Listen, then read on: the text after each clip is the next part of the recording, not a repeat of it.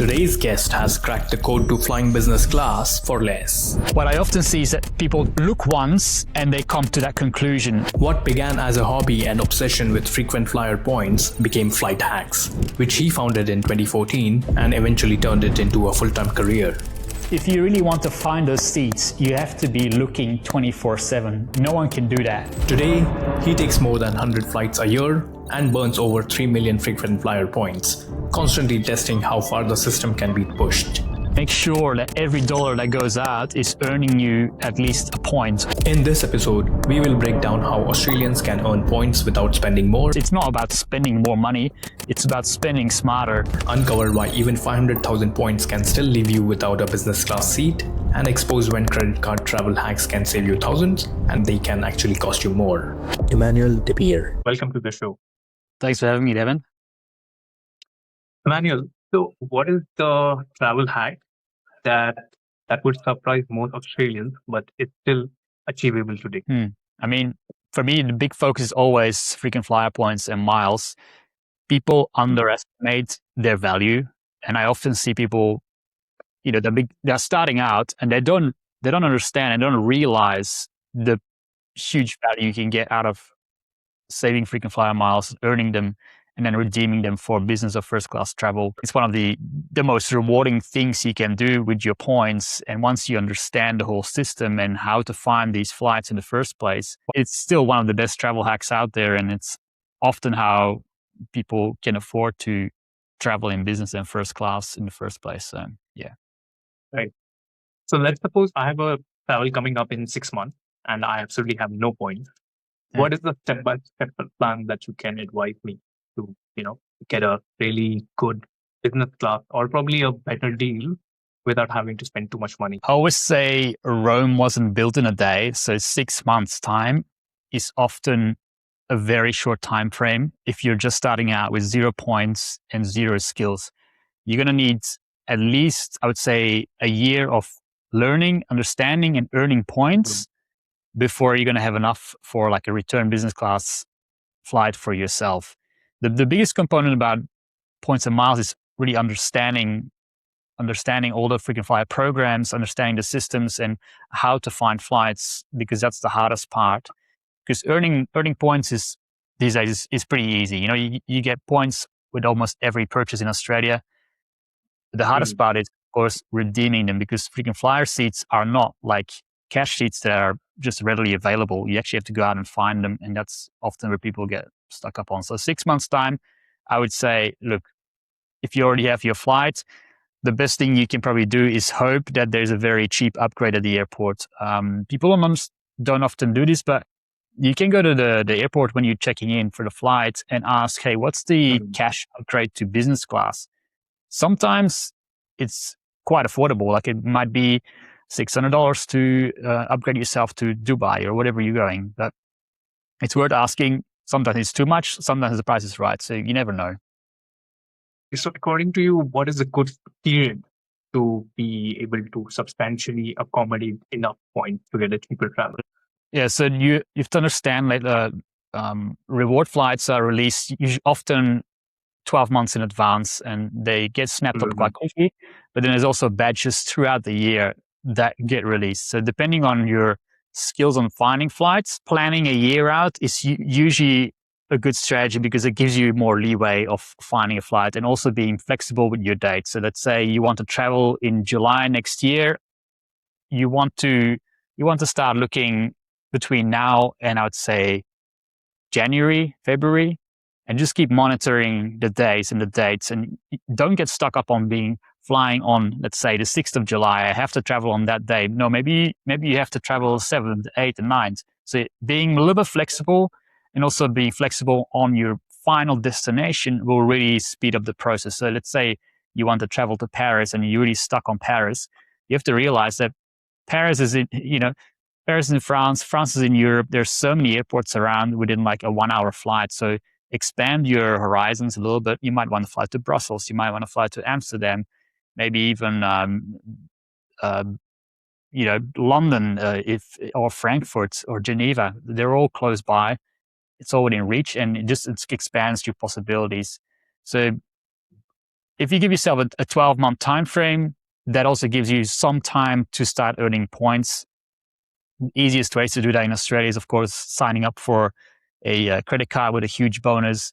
There's insurance products that give you points. There are wine deals that give you points, shopping that give you points. So there's points everywhere to be had. You just need to try earn them as fast as possible, and of course redeem them, because if you just have the points, they're worth nothing, but they only become valuable once you actually book a flight where you can convert them into something tangible. Do you have any preference? Like, should someone be focused more towards velocity points or more towards like Qantas, or a bit of both? What's your preference? I would say if you're starting out, you want to focus on the big two in Australia, which is Qantas and Velocity. The reason I say that is because it's so easy to earn them. So once you understand those two programs, you're going to have a pretty good coverage of where you can travel and which airlines you can travel. Velocity, Virgin Australian's program, they partner with Qatar Airways, they partner with Singapore Airlines, United, a whole bunch of airlines. Qantas, of course, One World, so you have access to all the One World airlines, and they also partner with Emirates, of course, so you have access to Emirates business class. And then first class if you have Qantas status, because that's now locked. So those are two big programs I would focus on first, and then I would expand to flexible programs, which is a lot more powerful, but it takes more time. So for example, if you run a business, I would say focus on flexible programs, because if you're spending on your business card, you're earning a lot of points, and you should be earning them in a flexible program, because then you can send them to a variety of different airlines depending on what's available or where you want to travel. So Amex Platinum is great for that. But I wouldn't recommend that for people starting out or people that don't have a high spend or turnover. So yeah, that would be my advice. And then the third step is looking out for programs that sell their miles. So oftentimes there are certain frequent flyer programs that sell their points at a discount or with a bonus. So for example, we have Air Canada Aeroplan. They often run promotions where you get 100% bonus. So I would sign up to these programs. It's free to do so, because usually there's a certain wait time to actually buy points. And then when a good promotion comes along, you can then consider buying points at a discount to then use them for business and first class travel. So instead of paying $10,000 for a flight, you might pay $3,000. It's not as cheap as earning points the hard way by just saving them slowly, but you can buy the points in bulk, redeem them straight away, and just save maybe 70%, 80% of the actual business class ticket. Wow. Often, it works very well for premium tickets, not so much for economy, I would say. And then, of course, you want to make sure that you actually find seats that you can book, because if you buy the points and you can't find a seat, you've just spent your money, and you might be sitting on those points for a few years or however long it takes you to actually use them on a trip or a flight that you want to take. So always be cautious with these promotions, that you actually do the research first, learn how the program works, understand if there's a seat available, and then go out and buy the points so you can actually action on that straight away and book a flight. Like, let's say if I wanted a remote seat right now, like, can you show exact search workflow you personally use, and what do you open first, second, and third? That kind of thing. Yeah, I can show you some tools. Let me share my screen with you now. That might be easiest. Right. So first up is I'll show you Seats.aero. So this is one of my go-to tools for finding award seats. So what's your departure city, Deven? Melbourne. Let's go Melbourne. Where do you want to travel? Let's say Mumbai.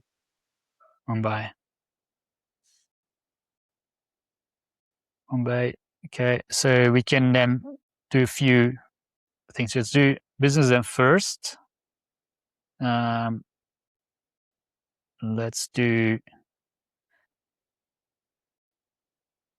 November, and we'll give us 14 days on each side just to be flexible. And let's see what comes up. So instantly we can start seeing results being populated by this tool. And obviously we want to focus on business class, and it shows you the points that you're going to need in a program. A lot of these might not make sense to Australians, but like, for example, let's take this Alaska one. You're going to be traveling with Sri Lankan UL. So stop over in Sri Lanka. That's not a problem. And we can see 85,000 points. As luck has it, Alaska Airlines, Alaska Atmos Rewards is right now selling points with 100% bonus. Let me open another tab. 1 second, I'll just...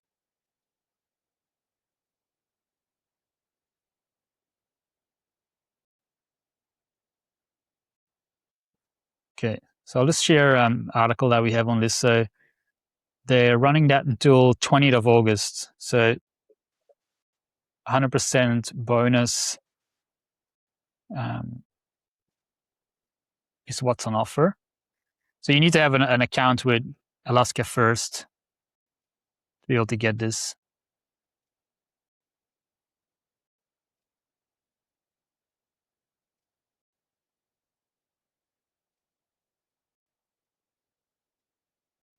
So any points above 30,000, you get 100% bonus. So if we need 85, I believe it was. So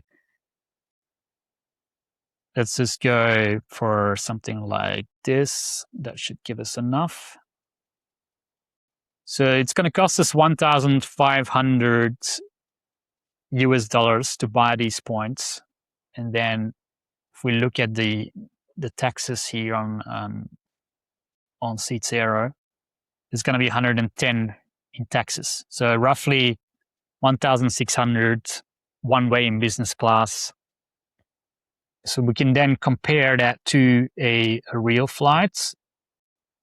If we do, for the sake of this exercise, we'll just check Google Flights and we'll go Melbourne to Mumbai. Let's check which date that was on. That was on 18th of November. Yeah. We can just check what the cost is then.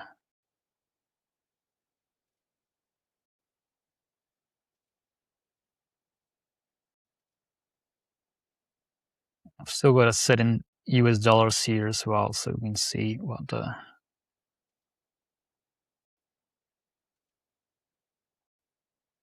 So there's a few good deals actually out there. I'm not sure what this one is. Let's see.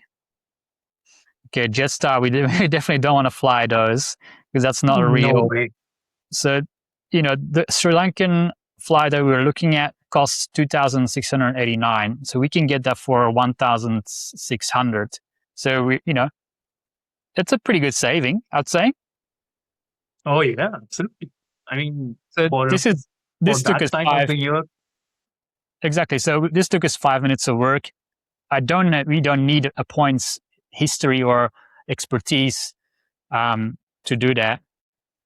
So yeah, it's a very easy hack to get a flight much cheaper than we would normally pay. Wow, that's amazing, man. That's really amazing. Yeah, so that's one of them. I can show you Gyoza as well. Let's switch tabs here. So now this is an Australian program called Gyoza. Gyoza flights. They have a very cool feature here where you can go business and first class, and then you can see Australia to Europe. So they pretty much cover every airport. And let's say February next year, or let's do Euro summer next year, July.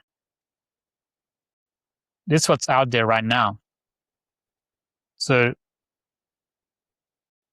Melbourne to Warsaw, Poland, 155,000 velocity points, business class. That's going to be with Qatar Airways. and we have 7 pages of available seats. So, people are telling me, I can't find any seats. And I'm like, have you looked? Have you really looked at what's out there? Because there's so many options. And once you see like, I can go Perth to Warsaw, I can go Sydney to Lisbon, Brisbane to Manchester. All I want to do, I might just want to get to Europe and from there, do a short domestic hop to wherever it is I need to get to. But there's so many options out there, and these tools just show it to you. So yeah, very, very easy to use, I would say, and well worth the price. Nice. That's to be honest, up until today, I had never even heard of these websites. So it's very valuable. Those are my two go-to tools that yield the best results and are super intuitive and easy to use as well. So definitely worth checking out. Yeah. And there's free, you can start off with a free plan. If you're more serious, the premium plans are, in my opinion, well worth it if you do a few trips a year.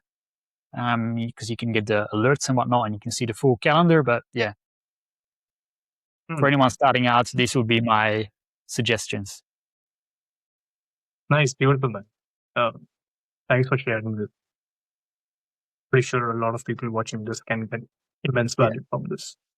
Hopefully.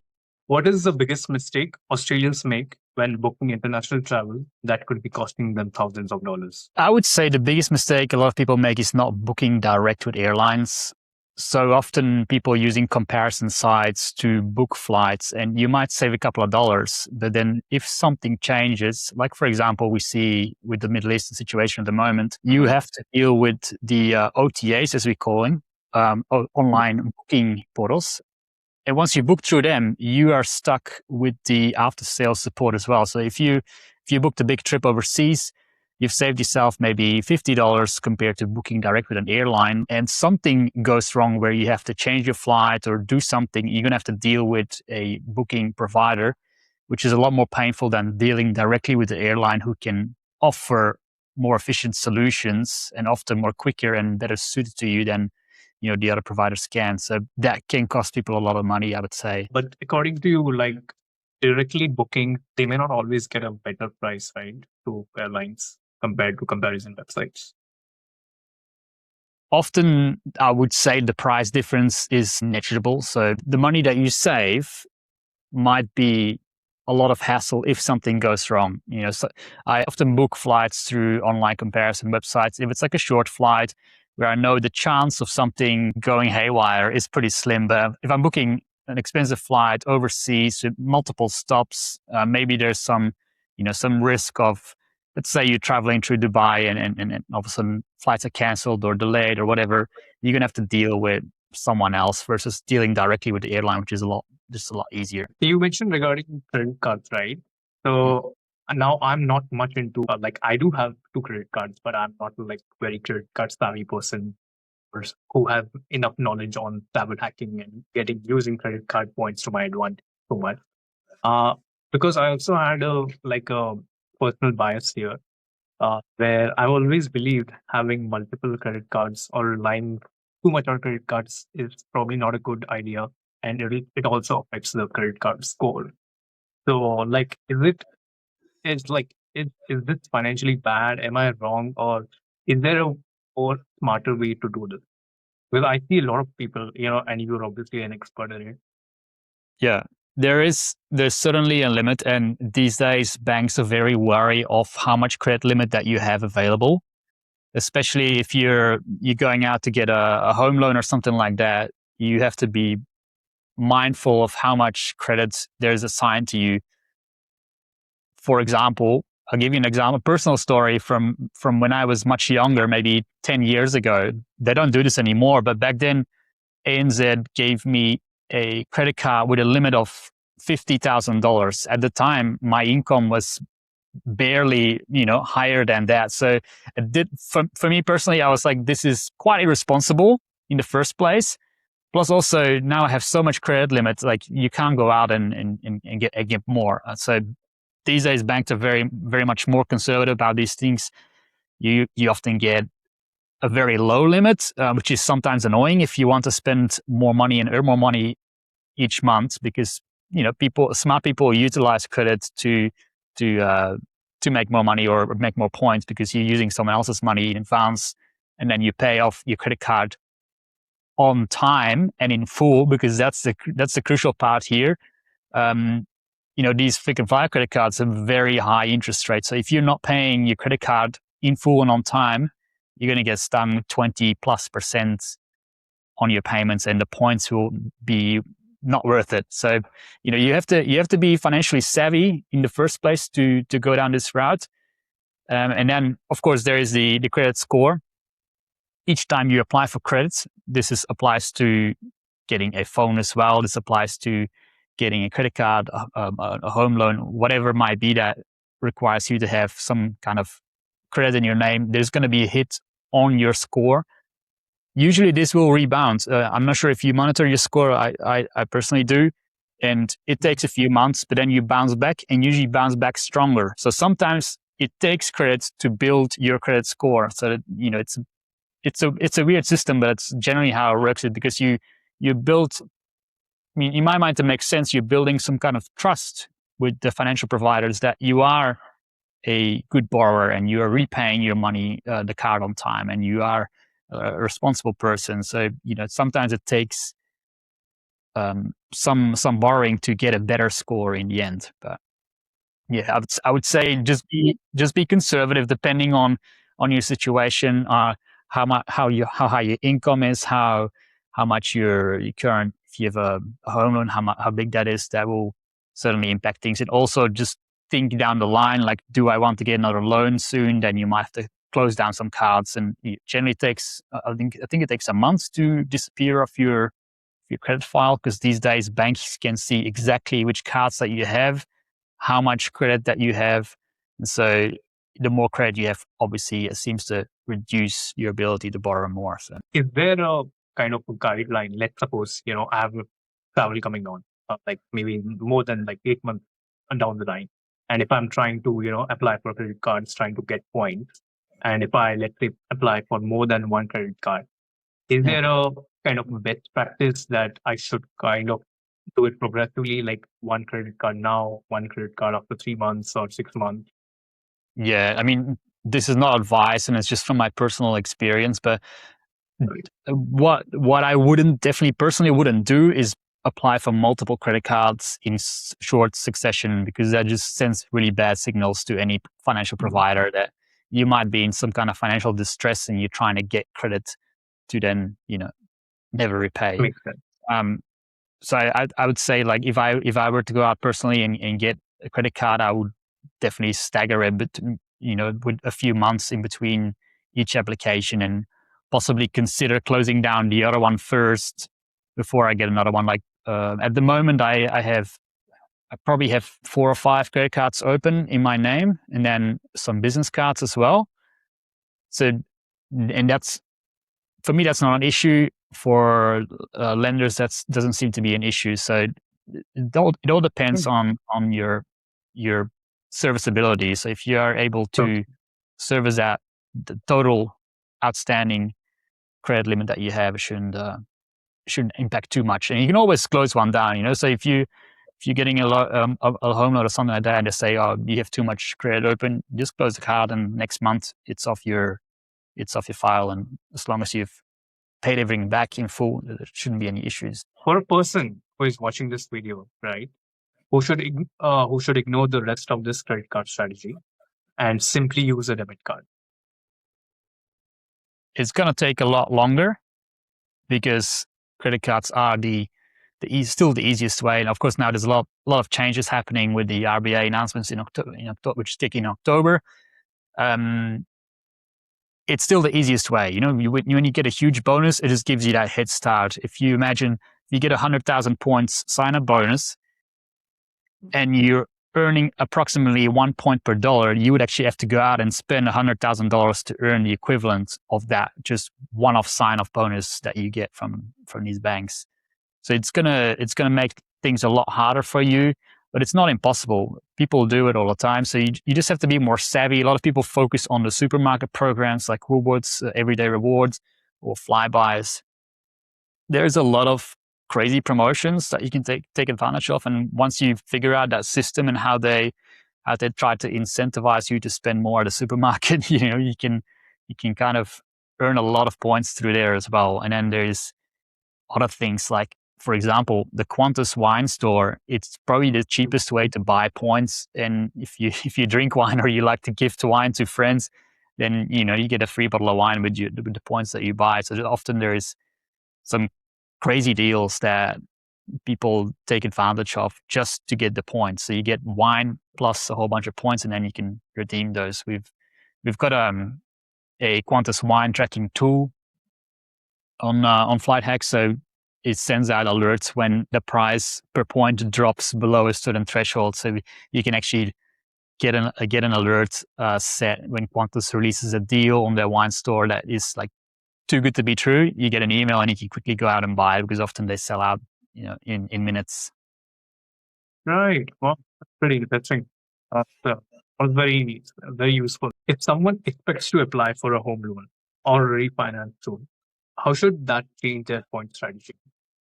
Should they be completely pay off the credit card, or probably reduce their limit?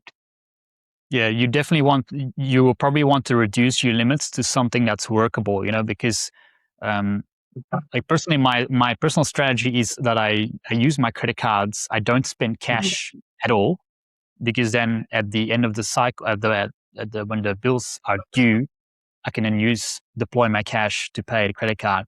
And how you use that cash in the meantime is up to you. A lot of people put it in an offset account, so you're saving on interest. So your credit card actually can save you money, or you can do whatever else you want with your money to gain a benefit over spending it. So, but if you're going to apply for a home loan, you probably want to be a bit more conservative on how many cards that you have open. Certainly do not want to have any money outstanding, because that's just a bad situation in the first place, and also a bad signal. So you want to have all your balances paid off. And then it's going to depend on your serviceability. So if you have a mortgage broker or a banker, they will tell you straight up, they will say, hey, we can see you have these cards open. That's too much. You should reduce that limit, or you should close this card. And then, we can look at your application. So I would just take their advice on that and see what, where they're at. And obviously you want to monitor your credit score, but it shouldn't be that bad. Personally, I've never had a poor credit score, and I apply for quite a few cards over my history. Not so much at the moment, because I run a business as well. So a lot of my points come from just spending on business expenses. But when I was first starting out, I would apply for probably 5 credit cards a year at my peak. But yeah, it's completely individual, and it's not something I can say like, oh, you should apply for this many. It's you have to understand your score. You have to kind of understand where you're at with your income and what your goals are. So banks are definitely not giving away these points just out of kindness, right? Yes. So who is actually paying for these business clubs? Well, there's a few different ways banks make money. So first of all is the spending that you do on every transaction. They earn money. So the more money you spend, the more money the banks earn. So they can finance the points that way. The second thing is the interest rates. With frequent flyer cards, you won't find anything, I think, under 20% interest, which is insanely high. So people are often scared by that. I'd say if you are scared by that, then you're probably not financially responsible, financially savvy, and you probably shouldn't be getting credit cards in the first place before you sort out your own kind of budgeting skills. Because if you're not paying these cards on time, you're going to be in deep trouble sooner or later. So, that's also how they make money, obviously. And it's not a great way, but that finances the points. And then there's the annual fees that they charge. So often a more premium card will have a more premium annual fee. For example, my Amex Platinum, it costs $1,450 a year. Obviously, you get a whole lot of perks with that that make it worth it for me. But if you're not using those perks, it might not be worth it for you. So, if you can't use the dining credit, or you can't use the travel credit, or you can't make full use of all the lounge access that those cards come with, then it might be completely wasted. So you have to you have to kind of review these cards and see what they offer and what of these offers actually apply to you as well before applying. So that's a huge amount of fee for just a credit card. So what do you personally like? What are the benefits that you find very useful? For me, with Platinum, it's the travel insurance. I rely on that a lot. The earn rate of the card is still one of the highest in Australia, so you can't really get a better earn rate. That's unlimited, so you can spend, especially on a business card, you can spend a lot of money and still earn points. Whereas a normal bank might cap you after $5,000 to $10,000. So Amex Platinum is a charge card, so it's not like a credit card where you can actually drag out your payment and pay a lot of interest. You actually have to pay it in full when the balance is due. The other benefits that make it worth it, so I've kind of calculated that for myself, that offsets the card fee. So my goal is to offset the fee, and then all the points that I earn on top of that, that's the bonus for me. So what offsets the fee for me is like an Accor Plus membership it comes with, so you get 2 free hotel stays a year. Then there's the travel credits. I think it's $400 or $450. So we're already around $800 worth of value. Then there's unlimited Virgin Australia lounge access. Then there's priority pass. So you pretty much have unlimited priority pass access. It's not, I can't say unlimited technically, but you can use it anywhere you want.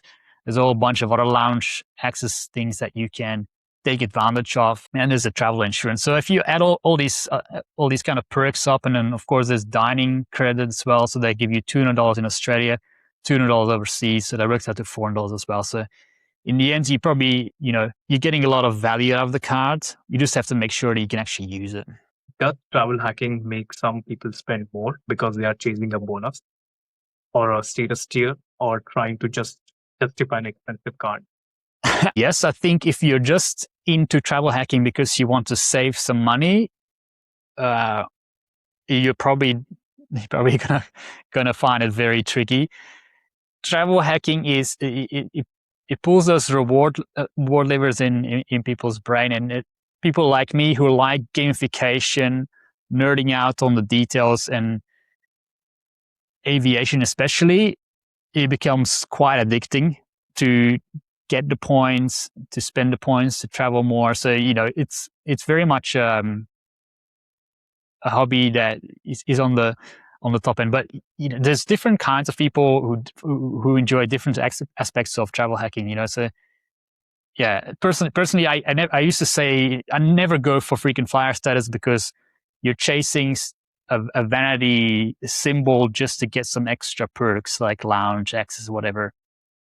But then once you're in the system, once you sit in that first class lounge, you're thinking, damn, I really want to be back here, and I'm going to do whatever it takes to make sure that I'm back here. So once you go down the rabbit hole, often you get sucked in by the marketing. And some people like to spend their money on different hobbies. For me, it's travel. So it depends on what you're interested in. So before anyone applies for any credit card, what information about the trip and their finances do they need from them?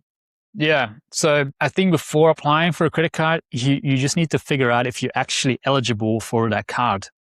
I see a lot of people applying for cards they're not eligible for, and then they're surprised they get declined. My guess is that around 50% of people that apply for a card don't actually get approved. So you have to know your own financial situation to make sure that you applied. You can check your credit score for free. There's multiple sites online. I'm not going to name any from top, but if you Google check credit score, you can see your score.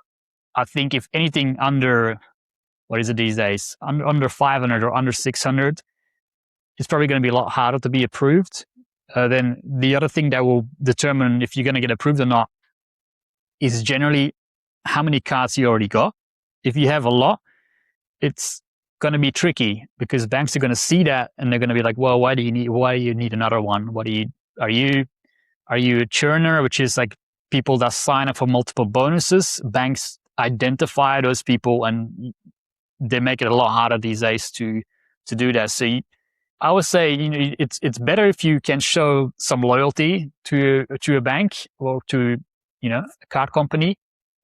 So they say, oh, this person is actually using this card like we intended, which is to spend money on a daily basis on everyday things like shopping, power bill, phone bill, all these kind of things that they want to get a little cut on, use that card. So that's the biggest thing, I think. And then the other thing is, with people starting out that have never had a credit card, it's quite hard to get your first one. So if you're starting out and you're going straight for the most premium credit card, it's very likely you're going to get declined because they see you coming and they say, well, this person has never had a credit card.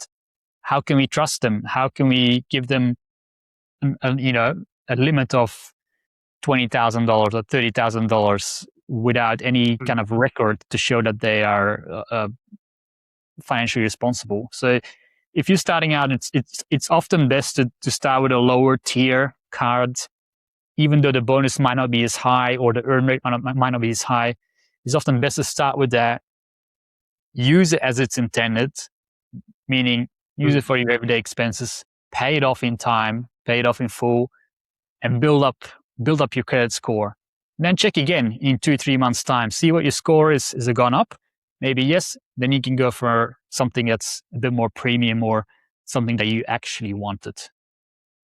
Our destination determine a points program, or points program should determine a destination? It's a good question. I would say once you figure out where you want to go, the second step is to figure out how you want to get there. So some people might be saying, I want to get there as fast as possible, or I only want to fly with this airline. That's going to limit your choices, but figuring it out first and then figuring out which point strategy is going to work for me, or how can I get these points as fast as possible, or what's the cost of acquiring these points? Because people often think that if you're using points to travel business or first class, that you're traveling for free. That's not the case often, because as we discussed, there is annual fees, there is fees for booking your reward seats. So it all adds up, and you kind of have to figure out, like, as long as you're winning, then it's all good. But you don't want to be chasing points at all costs. You have to do the calculations in your head as well and figure out, are you actually getting an advantage, yes or no? But yeah, so I would figure out destination and the product you want to fly, and now work backwards to acquire the points in the program that you need to get there at the best price. And if someone's normal spending is modest, let's imagine, where do the meaningful number of points actually come from? Like everyday spend, sign-up bonuses, transfer bonuses. Yeah, I would say spending smarter is the key here. You want to make sure that every dollar that goes out is earning you at least a point, if not more. People often forget that you can stack offers. So if you're shopping online and you're using a debit card, you're not earning anything. But if you're shopping online and you're using like a points portal, like Qantas has one, Qantas Mall is called, Velocity has one, Singapore Airlines has one, pretty much everyone in the dog has one. You're earning extra points on a whole bunch of stores. Plus, then you're stacking that with your points earning credit card. You might be boosting your return of points per dollar to multiple points per dollar instead of just less than a point or 1 point. So it's all about just having every time you're going to spend money, regardless, it's not about spending more money. It's about spending smarter. So if you're already going to spend that money, do some research first and say, like, hey, how can I maximize my earn on this spend that I have to do anyway? How can I get the most benefit back to me instead of just blindly putting it on a card or putting it on your debit card where you're not earning anything? And if, you might not be spending a lot of money, the ride's going to be a little bit slower, but often patience is rewarded. When I first started out, I was quite, much younger than I am now. This is maybe 10 years ago. And, when you're first starting out, you might not be earning a lot of money, or you might not be spending a lot of money. But it's all about being savvy and just constantly applying these principles of making sure that every dollar is earning you the maximum amount of points as possible. And it might seem small or meaningless in the beginning, but that's the case with everything. If you don't start, you never see the results. So as long as you be consistent, then after a year, check your balance again and see where you're at, because often it might be a lot more than you thought was possible. So makes sense. Absolutely makes sense. I think that applies in probably any aspect of life. Consistency is the key to success. Exactly. So, I absolutely agree. Yeah. If you're trying to save money or you're trying to invest, all these small amounts might seem meaningless in the beginning, but it snowballs, and as you get better and more consistent, then there's more promotions come out, or whatever it may be, the kind of just grows and grows. And then eventually you'll have a business class ticket. And then once you fly that, you're going to be like, well, how can I repeat this so I'm never in the back again? And then from there, yeah. Now makes sense. So let's suppose I have 500,000 points, but no seats. Like I kept seeing the same frustration in frequent flyer community. Mm-hmm. Like people have hundreds of thousands of points, but cannot find flight they actually want. What is the point of having 500,000 points if I still cannot find a business class seat? Yeah. There's no much point of having those points, but often people that say, oh, I can't find any seats. What I often see is that people look once and they come to that conclusion. If you really want to find those seats, you have to be looking 24/7. No one can do that. Like, not even I. Like, I spend a lot of time just searching for seats because it's fun. I find it interesting. But you can't do that 24/7. So you're going to need the tools to give you an edge over everyone else. So in Australia, we have Gyoza flights. They're great for Qantas and Velocity. Then there's Seats.aero. Those are my two go-to tools that I use all the time. I pay for those myself as well because they're so valuable. And once you understand how frequent flyer programs release seats and how often, you know that you need a tool, because a seat might drop on the exact same date and exact same flight that you want, but if you're not there to book it, someone else is going to. So you need to have a tool that's going to alert you the second that seat becomes available, so you can then jump on your computer, book the flight, and you're done.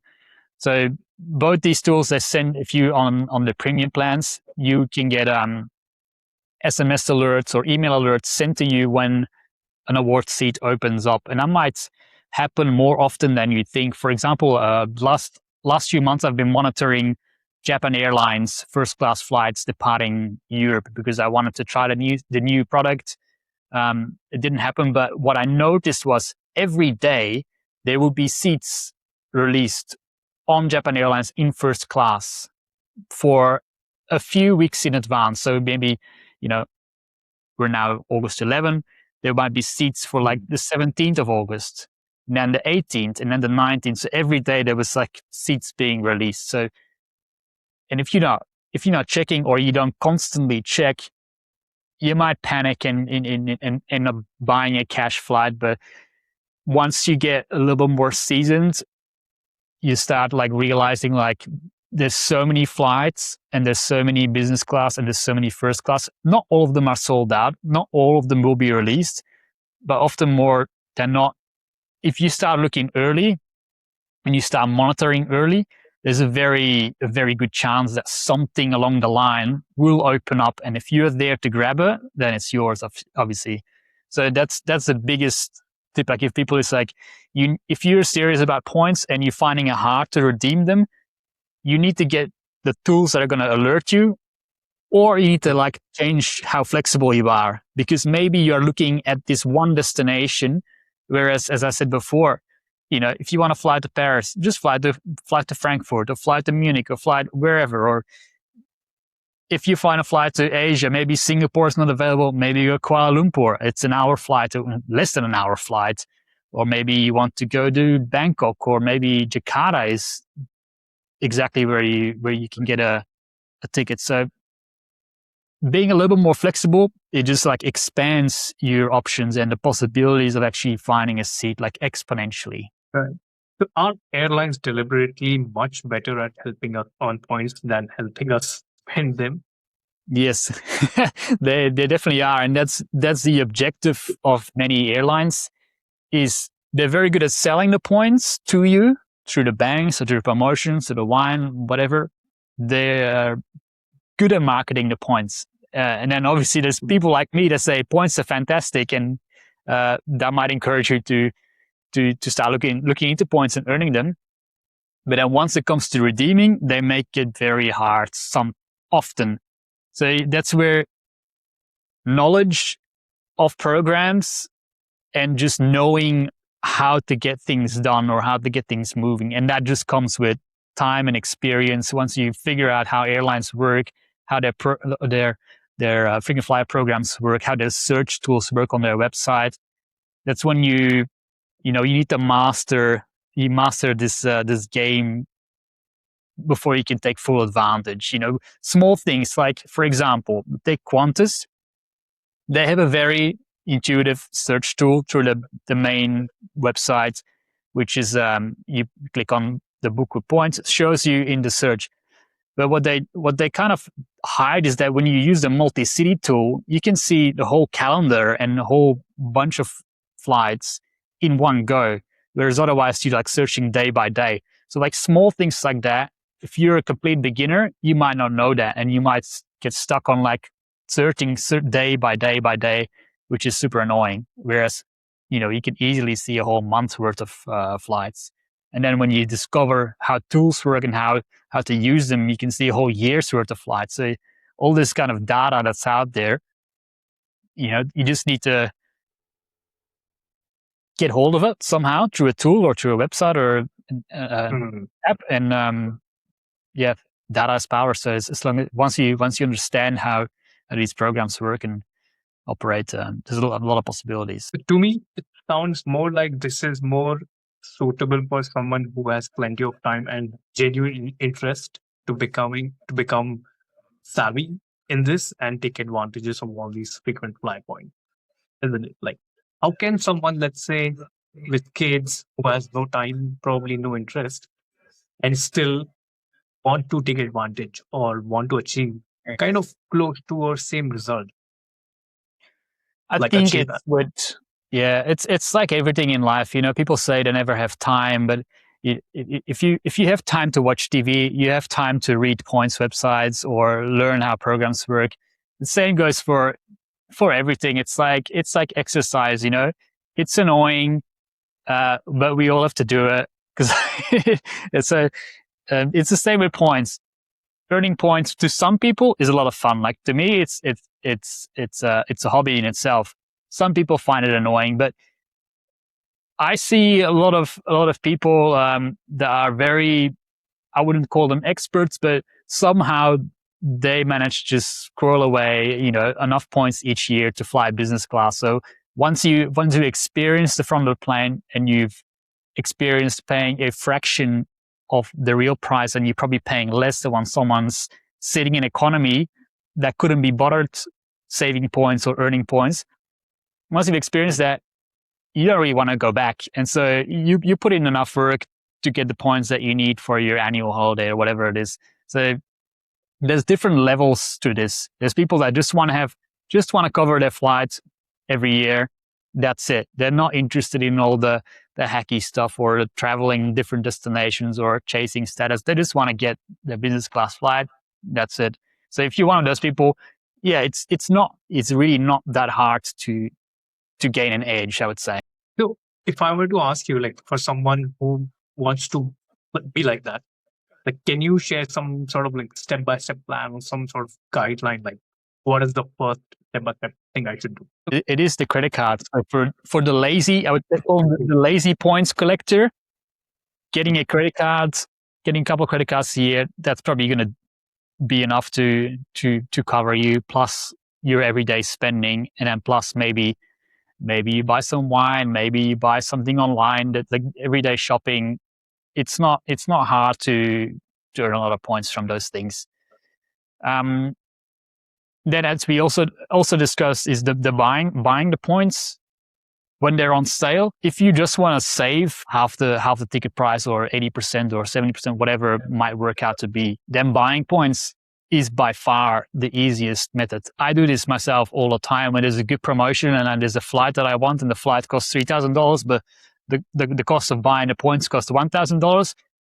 It's easy math, and you don't need to know a lot of things or understand much to figure out that that's a good deal, and often go and do that. So yeah, right. It really, there's multiple levels and tiers to this, on like how geeky and nerdy you can get about points, or there's the the lazy point collectors that just do a few things here and there, and it somehow seems to make sense. You just have to keep an eye out for deals. I'd say, like we said with the Qantas shopping mall, if you have like a big purchase coming up for something, let's say you're buying a new iPhone in next month or whatever comes out. If you're going to be spending $2,000, you want to make sure that you're earning a shitload of points on that, because otherwise, it's kind of an easy win. So what people might do is they might go look for gift cards for Apple that are earning 20 points per dollar, 20x. So you can often get those at the supermarket, so through the supermarket programs. So by the time if you're buying an iPhone, you might earn enough points for like a domestic flight in economy. Like that's the kind of stacking that you have to do that really multiplies your points earning potential really quickly. So just looking out for these things can earn you a lot of points. And people might go like, oh, that's too hard, or I'm too lazy for that. But it literally takes a second to see, like, is there any good deals out there where I can multiply my points through a second avenue? Instead of going directly to Apple, you might go to Woolworths, buy the gift cards, then go to Apple, and you're earning a lot of points in the process. So a simple step like that's going to take you 5 minutes of work could get you a lot of points. When do airlines normally release reward seats? And is the book exactly X days out advice too simplistic? Yeah, so generally speaking, it's around a year in advance. Every airline has like a different release schedule. I think we might have an article on our website where we've got all of them listed. So I can send you a link to that. But that is the initial release, I call that. And sometimes there's no seats being released at all. Whereas they might wait closer to departure date to release seats, or they might release them in batches throughout the year. So there's no kind of certain time where you can always find a seat. It's more like the initial release, they might release some seats. So, you can check, if a lot of people check that first, if they're planning a year in advance, they might check the early release first. And then especially it becomes valuable if you have status. With Qantas, they first released to Platinum 1, Platinum, Gold, then Silver, and then Bronze. So if you have status, that gives you a little bit of an edge. But popular routes, like the direct flights from Perth to Paris and whatnot, they often get held back. So and they're very stingy on releasing seats. So you have to either monitor with a tool, or once you have status, like for example with Qantas Platinum, you can request a seat release. They might give it to you, they might not. It's a system that decides, and you can retry that every day. So yeah, just being able to monitor flights as they come available with the tool is super powerful, and it just lets you relax as well, because you don't have to check yourself. There's a tool that monitors, and you get an SMS as soon as something becomes available. So that's what I do generally. And let's say if nothing is available, what are the first 5 variables you change? Like date, origin airport, destination airport, cabin. Yeah. All of them. So I would probably, if I'm fixed on the date, I might change the departure or the destination, or I might start playing with stopovers, because if you're doing basic search, you might not see all the options. Let's say you want to travel from Sydney to Paris. If you're searching that segment, only a few options might come up, but maybe you should check Sydney to Tokyo and Tokyo to Paris, or maybe you want to check Sydney to Kuala Lumpur or Sydney to Ho Chi Minh and then to Paris. So all these different variables will eventually help you find more seats, and just checking these things separately one by one is often what you need to do to find those kind of hidden seats that might not surface with an initial search of a frequent flyer program. What problem does a tool like AwardSpy solve that other airlines tool cannot? So AwardSpy is our own little separate venture that we have with a few fellow points nerds. It's more like a curated experience. So we will monitor sites like this to find award seats and then send them out in a more curated way, because often people struggle to use tools, or they don't want to use tools. They just want to get some inspiration of what's possible. So we send out alerts that we curate manually. If we see like a new drop of seats coming through, we will send an alert saying, hey, these dates throughout the year have business class available on this airline with these points, and so this is how you book them. So it's more a curated service that we send through WhatsApp to people that sign up, and they get these alerts that show a little calendar view of the entire 12 months with availability that we've just found.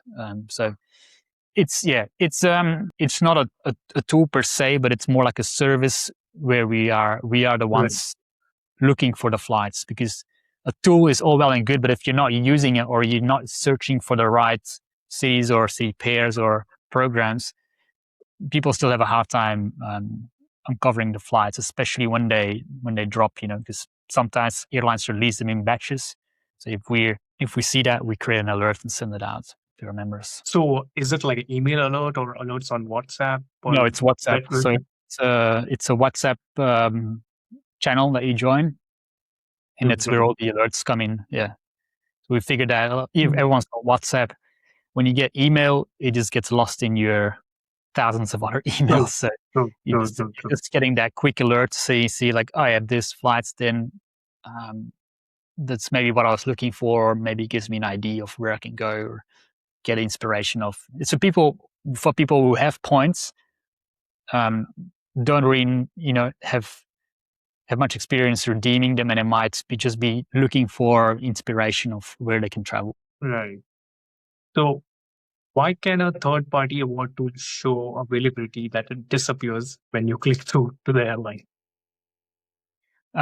We call that phantom award space. So often when there's a glitch in their system, they might show award space that's actually not available. So it's very common among all airlines, but yeah, there's not much we can do about that. Yeah. It just happens. And can these tools reliably tell me whether there is 1 seat or 4 seats? Some of them show the amount of seats, some don't. It all depends on how the airline uses their GDS system to display that data. So yeah, it really depends on the airline and the program that you're using. So when someone on social media says, I flew first class for $138, are you actually being shown the real cost? Well, definitely not, because the price of the points is there as well. So depending on how they earn the points, they might have paid something for them at least. They might have paid the annual fee of the credit card or whatever it is. But it's often a catchy hook, and I'm definitely guilty of that myself. So we're drawing people in and say, hey, I paid this much for a flight, but then I also used 150,000 points. So right, it depends. It depends how you earn the points, but yeah. Nothing's free. Absolutely. So let's say if economy is 1,200 and business is 120,000 points plus $800, did I save 8,000 or did I simply buy luxury at a discount? Depends on your situation. Like, you can redeem points for economy, for example, if you just want to save some money, but you're not going to get a very good ROI on the points because you want to, in my opinion, you want to get at least 2 to 3, ideally higher, more sense of value out of each point. Otherwise, you're kind of squandering them. That's how I see it anyway. But then as to your question, personally, I would always go for the business class because you're paying for comfort, and sitting on a plane for, 10 hours in economy is going to do a lot more damage than if you can stretch out and actually sleep in your seat. So there's that trade-off as well that you have to factor in to the price. But yeah, always go for business for sure. What is the honest way for a beginner to decide whether cash or points is the better booking? You can always just run a calculation to see what the cost is, like we just did with the example of Alaska Airlines buying points versus buying cash ticket, for example. That's how you quickly see what the value proposition is. Same with points. If you look at the cash price, let's say the cash price is $2,000 return, but you're going to use 200,000 points plus $1,000 in taxes. Then at that stage, you might say, like, look, the numbers don't stack up. It's actually more beneficial to use just to pay cash and then earn points on the flight anyway, and maybe build up status. But that's all comes down to the individual, because some people might just want to save money. Some people might want to actually maximize, and they don't really care about spending a little bit extra and earning points and status that way. So yeah, it's up to you how you kind of value the points. As long as you're redeeming them for stuff that's worth more than what you paid for the points all up, then you're winning. Is it a mistake to transfer flexible bank points into an airline program before you have found the seat? Generally, yes, unless there's a promotion that you want to take advantage of. There's no point transferring out your flexible points to a airline unless you have some redemption in mind, because once they're there, you can't get them back. So if you got your Amex membership rewards, you have a selection of airlines you can transfer to. There's no point of sending them somewhere before you actually have found the seat that you want to book, because otherwise they might just get stuck there, and you'll just have to use that airline. So then you're back to square one. So do points balances become dangerous to hold because programs can devalue them? Yeah. So the goal should always be to earn and burn. So you want to earn points as quickly as possible and then burn them as quickly as possible, because holding on to points as if you're holding on to money is complete opposite, because points only become worth less over time, whereas hopefully money, you earn some interest or you invested or whatever. So the points are only worth something once you redeem them. And for an airline, they're only worth something as long as they're in your account. So it's like the opposite of what your objective is, of course. So it's best to burn them as soon as you can. But then it's always, if you once you get a lot of points, it's always nice to have a little bit of points here and there, so you can always book something if you need to. So you're always prepared when a seat opens up, so you don't have to go to zero and then start earning again. So it really depends on how many points you've got and how quickly you can earn them. That was very insightful, man. So that leads me to my next question. That what is the most expensive first or business class flight you have taken for the least amount of cash? So a lot of my first class and business class flights are booked using frequent flyer miles or points. And the most extravagant one that I booked was probably the Residence, which is it's Etihad's first class, but then one step higher. So there's only one residence on the entire airplane. It includes a bedroom, a bathroom, private bathroom with private shower, and then a separate dining, eating area. So you've got this whole suite in front of the plane, which is more aiming towards, private jet travel, where you have the whole plane to yourself. And it's a pretty cool experience. What was the retail cash price for that? The one that I booked, I only paid, if I come from the top of my head, I would say that it was around $3,000. And then how I did it was I booked a very cheap first class fare starting in Bangkok and traveling to London with Etihad, which cost me around 1,500 Australian dollars. And then I upgraded myself to the residence with the cash component on the London route. So yeah, I saved a lot of money. But if you start that journey from Abu Dhabi, it would probably cost you $10,000-$15,000. Oh. So could an ordinary Australian today still be able to achieve this, what you achieved? I mean, yes, in that case, for sure, because it was purely a cash play. So there was no points involved. There was strategy. It's all about finding cheap airfare. So often people focus on getting out of Australia, whereas a lot of the times the cheapest departure points are actually in Asia. So for example, I live in Western Australia. So we are pretty close to Singapore. We're pretty close to Jakarta. They're like 4 or 5 hour flights, easy to get to with points. And then from there, it's often quite affordable to book premium tickets to Europe or sometimes the US, all around Asia. So for example, Europe, you can often get for, around $2,000 return in business class, which is a fraction of what you would pay if you were departing from Australia. So often what I do is I'll position myself to a city like Jakarta using my frequent flyer points from Australia. So I can fly business class there or to Singapore. And then from there, I might purchase a cash fare because the prices are so low and often you can get a really good deal. So anyone can do that. You just have to be willing to do a few stopovers. Often people are stuck with this whole idea of getting to the destination as fast as possible. Personally, I like traveling. So I like visiting different countries. I like stopping over in different airports, experiencing what the city has to offer. So for me, the journey is really part of the process. And the longer it takes, for me personally, the more enjoyable. I can understand people want to get to the place as fast as possible as well. So for me, what I understand what you're saying is choose probably some Asian countries to get a cheaper fare, but at the same time, you should be flexible enough if that travel is going to take a longer time. Exactly.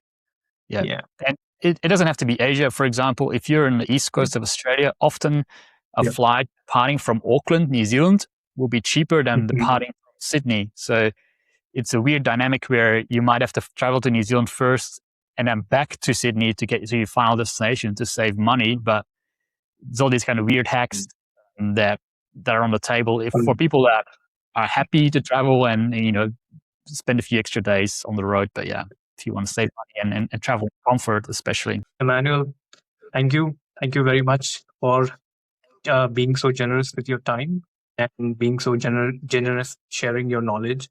It's been a pleasure to have you on the show. Awesome. Thanks for having me, Deven. It was really, really fun. Let's do it again.